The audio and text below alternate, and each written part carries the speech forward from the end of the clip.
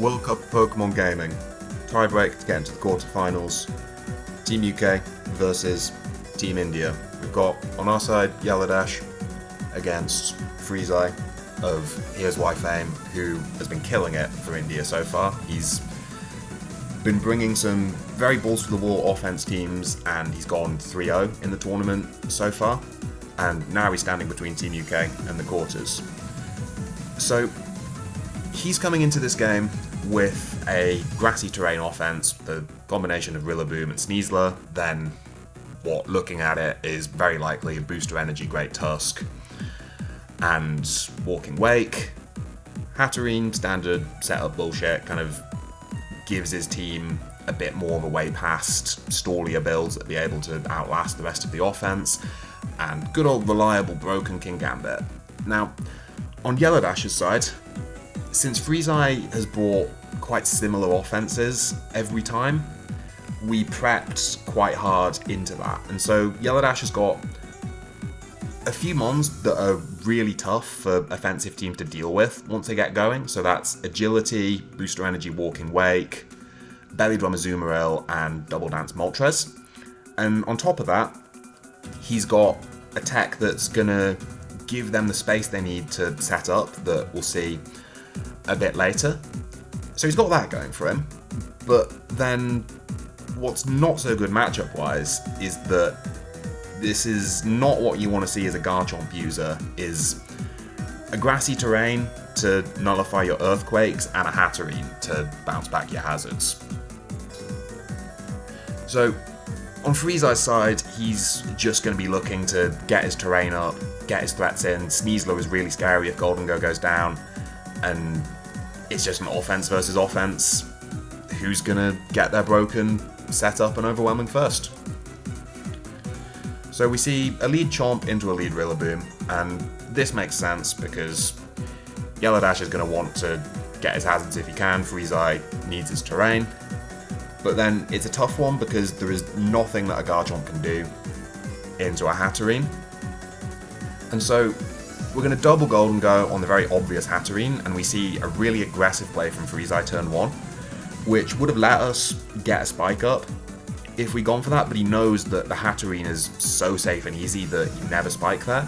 And so he's able to get the momentum turn 1 with a U-turn, and in comes the Great Tusk, who's going to pop the Booster Energy, and we're going to go Chomp on the bulk up.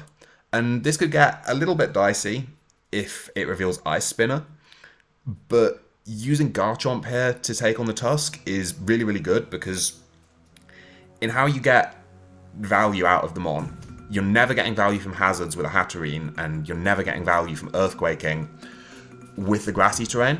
And so we're going to see here that the Headlong Rush into the Chomp, you're going to take a load back from Rough Skin Rocky Helmet, Dragon Tail it out, and wasting the Booster Energy and getting all that damage is a brilliant use of your Garchomp.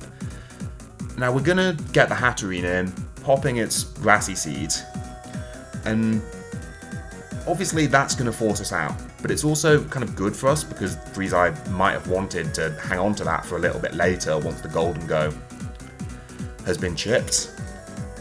Like if his Sneasler was running something like Shadow Claw, then that could have gotten the requisite damage for this Hatterene to be really tough to deal with later. But as is, we forced that in, and we're able to go Golden Go. As Freezai goes for a substitute, which I would say otherwise is a bit premature, but because he's already been forced in and used the seed, you do kind of have to just go for it. And so we're going to Shadow Ball as they Calm Mind, and they're still not winning this interaction that they've kind of been forced into by the Dragon Tail bringing it out. So he's going to Terra so that he can continue to Calm Mind, and we get a really nice Spadef drop. Without that Spadef drop, we're not doing enough to break a sub, so that could have got a little bit funky, and it wouldn't have just won the game on the spot, but it would have forced more progress. But even as he sees that the Hatterene is not going to be contributing anymore, he's still going to hold on to it and go Gambit, which is sensible because you never do anything other than safe Shadow Ball there, even if he's not sussed out the Golden Go Scarf. And so you might as well just hang on to something that you can sack later. In comes the Gambit, and we're going to just sack the Chomp, getting even more damage. And I'd emphasize again, just look at how much value that Yelodash got out of the Garchomp into Magic Bounce and Grassy Terrain. He's got the Gambit down to half, he's wasted a Grassy Seed and a Booster Energy, and got loads of damage on the Tusk. Absolutely fantastic use of the Chomp. So now our Tusk is going to come in, and the Photosynthesis gives us speed, which reveals that we're not attack invested. And so Freezai's aggressive Wake switch there, even if we had just attacked, it still works. Because Wake is a fairly bulky mon that can take the uninvested hits. And Bulk Up would have been very good into something like a slower Freezai play of Rillaboom and Pivot with U-turn, but as is, the Wake is in and we're not able to kill it. So we're just going to hit it, get loads of damage off, and then die to the Hydro Pump. And this is still good for us, because things like an Azumarill Aqua Jet Sweep, that's going to get very in the way, although the Rillaboom is still there. Moltres wasn't able to one-shot it.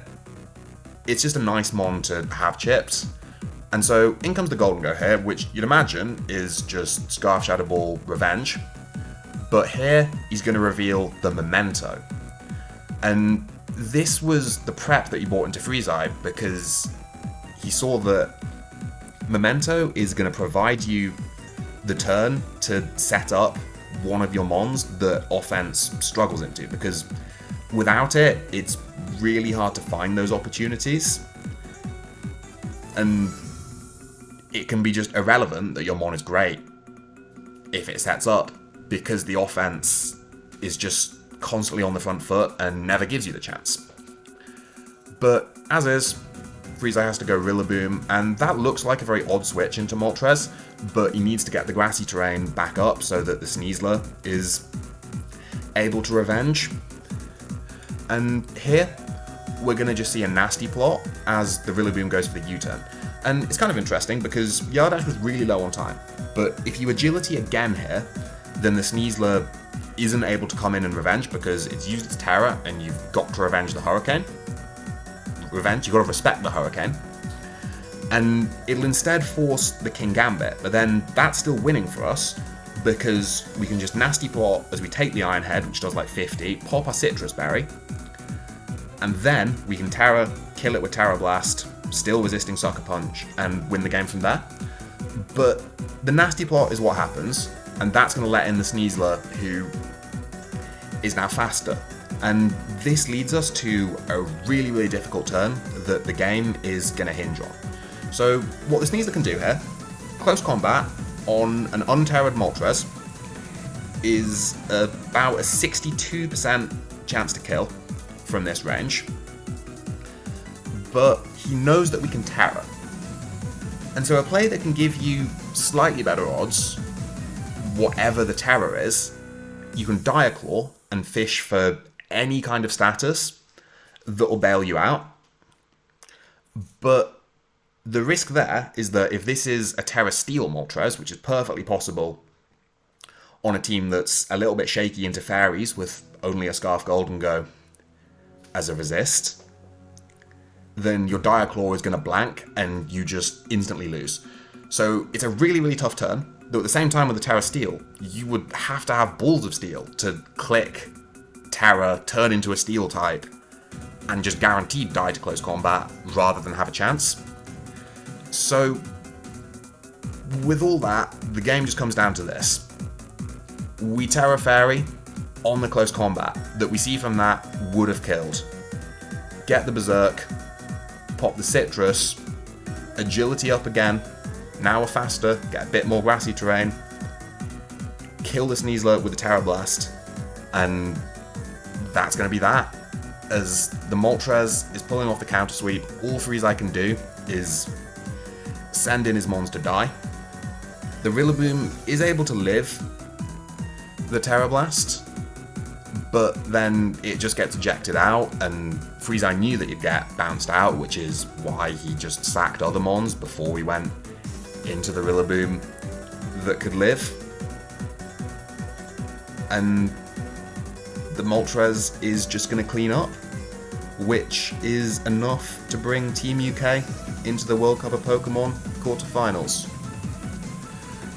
I tried to record this game live, but I messed up with the music, and it was so loud that you couldn't hear me talking, so that was a bit awkward, but we got it here instead. Thanks for watching, bye.